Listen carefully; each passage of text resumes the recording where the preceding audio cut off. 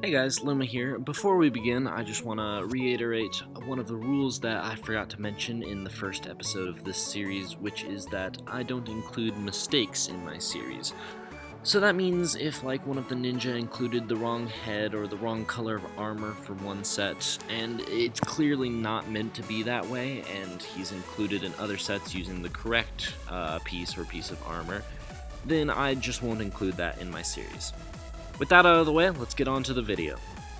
Hey guys, Luma here, and welcome to episode 2 of Luma Ninja Suits. Here I am with the DX suits, or also known as Dragon Extreme. Now, these are some of my favorite suits just because they look really awesome. They're pretty high up on my list of ranking the suits. But there are some that I still do like better than them, but they are very, very good for being some of the first suits ever. Now, a lot of you may have questions concerning what's going on kind of over here, and I will explain that further as I get into it a little bit more. So, first starting off here, you can see a lot of detail and gold detail on these suits, and the dragon kind of making its body kind of off the suit a little bit. It's kind of the illusion they're trying to play with the head here and the tail coming up down there. An interesting thing to note is that all of the dragons only have one hand, but Lloyd's golden dragon has two, and we'll kind of get to that later. All of these dragons are based on the dragons that they have in the pilot season, except for Lloyd's golden dragon here comes from season 2. And that's pretty interesting because Lloyd here was a minifigure actually released around season 4 of the show. And that's a really weird thing because he was not seen at all in the show in this suit. And yeah, I'll get to that a bit later once I go over why he exists. Let's go ahead and take a look at the back now. And we can see these suits do have a little bit of back printing, unlike their pilot season counterparts. And they still have this little clip on the back where you can attach a little weapon like that. And I really like that about these suits. And unfortunately, these are the last suits that all of the ninja get to use these hood pieces. But let's go ahead and take these off, and you can see the back printing underneath. Here we are at the back, and you can see that none of the ninja have face printing on the back side. Each one of them just have a single-sided head piece for this line of suits. And you can also see that their names appear on these suits in English. Well, not by English, I mean as opposed to the Ninjago language. I'm sure names are pretty cross-language, but they're not written in the Ninjago language. And that's kind of interesting, I think, but the Ninjago language wasn't developed at this time, so it kind of makes sense that they wouldn't write them in the Ninjago language. Another interesting thing to point out is that they have the symbols that were seen on their original training gi suits, but there's a small Asian-style letter on the heads of these kind of symbols here, except for Lloyd, of course. It looks like they didn't have room for that. But it's interesting, and I'm not exactly sure what these things mean. Coming around to the front here, we can see the ninjas' faces again, and for most of them, they're exactly the same as the training gi counterparts. However, Lloyd here gets a new expression, and it's only slightly different than the expression we have previously seen, but it's different enough to call it a new expression for me. Here we have the hair put on the ninja, just so you kind of know what that looks like, and I gave Lloyd his grown-up hair, even though at the time that the ninja had these DX suits, Lloyd was not grown up in the show. However, here on his minifigure he has grown up legs, so I feel like he needed grown up hair to go with that. So, an interesting thing that I pointed out earlier was that all of these dragons only have one hand, except for Lloyd's, which also has another hand coming down from the top. And the differences in Lloyd's suit come from the fact that it was designed later, and he actually shares this kind of sash print with some other suits that I'll put up on the screen here because I can't think of them right now. But all of the ninja have kind of their own smaller sash prints than Lloyd. So getting into the history a bit, we have Kai up first, and he came in 3 sets in 2011, and he is not so common because the Mountain Shrine and Knuckles ATV set were a little bit harder to find, and the Fire Temple was a little bit more expensive, but still he is pretty cheap, coming in at about $3-ish, kind of leaning towards $4 on average, but he's still pretty cheap. Most of these beginning suits are pretty cheap as they come. Now, Cole here came in 3 sets, and actually he also came in 1 adventure book, it looks like, in French. I'm not really sure what that is. I just found it while doing research for this video.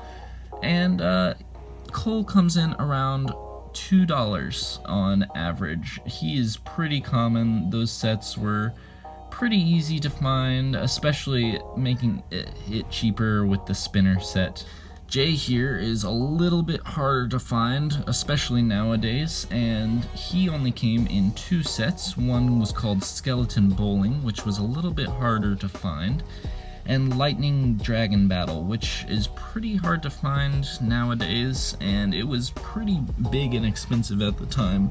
So Jay here comes in a little bit more expensive, averaging around $8 to $9. Now, the next facts I'm going to say apply to both Zanes, and you'll see why I say that in a second once I explain why this extra Zane is on the list here. So Zane, although he only appeared in 2 sets, is the most common of the DX Ninja, and that is because these 2 sets were very cheap, very easy to find, and so many people got their hands on this version of Zane. And because of that, he averages about $1. He's very, very common, and most of the people who have a DX Ninja have this version of Zane that you see here.